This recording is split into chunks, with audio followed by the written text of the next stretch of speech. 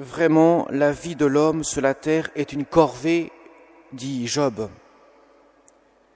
Il s'exprime dans sa misère, dans sa souffrance qui est profonde. D'ailleurs, Qoélette dira « Vanité des vanités, tout est vanité ». Effectivement, l'homme sans Dieu, l'homme sans la grâce, l'homme sans l'espérance de la résurrection, la vie est une corvée, parce qu'elle se termine toujours par la mort, en passant par la souffrance. Jésus va parcourir la Palestine en guérissant les malades. On le voit dans l'Évangile. Il remet debout la belle-mère de Simon-Pierre, qui était malade. Il guérit de nombreux malades. Il expulse les démons. Ainsi, il annonce l'Évangile. Parce que l'Évangile, ce n'est pas seulement des paroles, ce sont aussi des actes. Ce sera justement la signification même de la venue du Messie lorsque celui-ci accomplit les œuvres du Père. Et l'on voit Jésus partir, se retirer pour prier. Jésus puise toute son action dans la prière, dans ce cœur à cœur avec son Père. Mes chers amis, il y a une relation étroite et profonde entre ce que Jésus accomplit et la prière.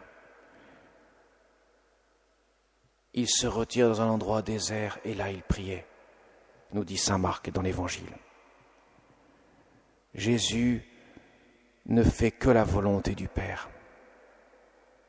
Parce qu'il est le Fils, il ne cesse de faire la volonté du Père. Et la volonté du Père, c'est qu'il accomplit les œuvres que le Père lui montre. Jésus dira, ma nourriture, c'est de faire la volonté de mon Père. Rien d'autre.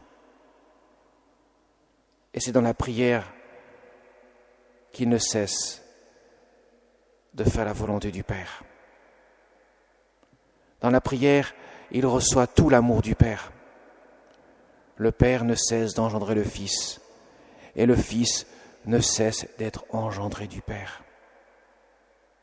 Dans la communion de l'Esprit Saint, le Fils accomplit les œuvres du Père. Mes chers amis, il va de soi que le bon Dieu se fait connaître dans la prière à notre cœur. Que malgré les souffrances de ce monde, et malgré les épreuves que nous pouvons subir dans ce monde, malgré l'absence d'espoir, parce qu'il n'y a aucun espoir, puisque la mort un jour nous rattrapera, le Seigneur nous montre la voie, le chemin de la confiance et de l'abandon. Jésus, j'ai confiance en vous.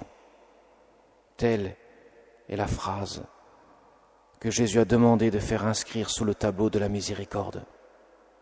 L'homme sans Dieu, comme le dira le pape Jean-Paul II, c'est l'enfer pour l'homme.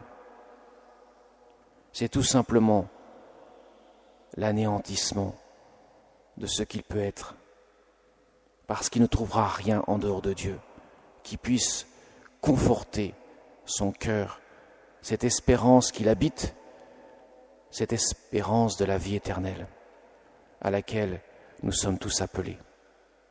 Mes chers amis, l'on voit justement Jésus, une fois que l'on retrouve, tout le monde te cherche, disent les apôtres. Eh bien Jésus dit, allons ailleurs. Ça veut dire, je ne suis pas là pour seulement guérir les malades. C'est un signe que je donne. Ce sont les œuvres du Père pour montrer que je suis celui qui doit venir dans le monde, sauver le monde, mais je viens guérir quelque chose de plus profond en vous. C'est votre cœur, car tout est là. Votre cœur a besoin de cette espérance. Votre cœur a besoin de la miséricorde de Dieu. Alors confions au Seigneur notre cœur. Demandons-lui de nous sanctifier. Demandons-lui de faire de notre vie une offrande, une vivante offrande à sa gloire. Car tout peut devenir prière dans notre vie, aussi bien les épreuves, les souffrances que nous supportons avec amour, dans la confiance et dans l'abandon, que les prières que nous pouvons formuler, que ce soit la prière d'une pénitence, la prière d'action de grâce, une prière de louange, tout cela devient offrande à Dieu, si nous savons nous abandonner et faire confiance en Dieu. C'est le sens même de ce que le Christ a vécu. Toute sa vie, il était dans l'abandon et la confiance du Père, de telle sorte qu'il n'y avait rien qui les séparait, de telle sorte qu'ils étaient le même Dieu, qu'ils sont le même Dieu. Parce que le Père ne cesse de donner tout à son Fils, le Fils ne cesse de tout recevoir du Père, dans la communion de l'Esprit Saint.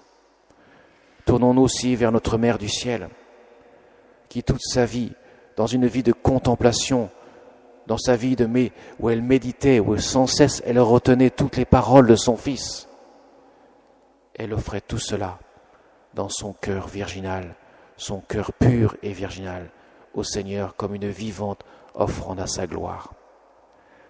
Mes chers amis, la sainteté n'est pas ailleurs que d'accueillir et d'offrir au Seigneur ce que nous vivons dans l'abandon et la confiance. Amen.